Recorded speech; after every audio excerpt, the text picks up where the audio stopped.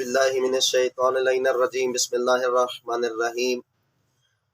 دوستان گرامی، یہ اکثر مسئلہ دوستان پوچھتے رہتے ہیں کہ جیسا کہ سردیوں کا موسم ہے کہ سردیوں میں انسان اگر زیادہ سردی ہو جس میں اس کے لیے نہانا ممکن نہ ہو پانی کے ساتھ، تو غسل بھی واجب ہو، غسل جنابت ہو، غسل حیض ہو یا غسل نفاس ہو، کوئی غسل بھی ہو تو نہانا اس کے لیے مشکل ہے کیونکہ سردیوں کا موسم ہے۔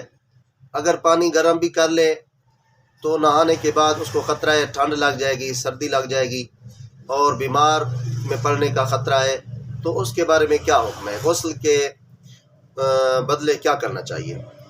تو اس لیے حکم یہ ہے کہ غسل کے بدلے تیمم کرنا چاہیے۔ تیمم کر کے وہ عبادت اپنی انجام دے اسی تیمم کے ساتھ۔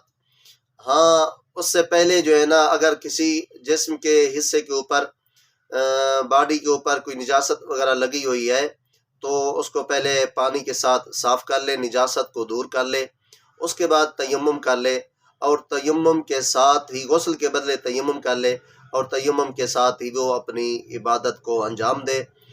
اور اب اگر اس کے بعد دن کے کسی حصے میں بھی اس کو جو ہے نا سردی وغیرہ یا کوئی اس طرح کا مسئلہ ختم ہو گیا ہے تو آپ کیا کریں؟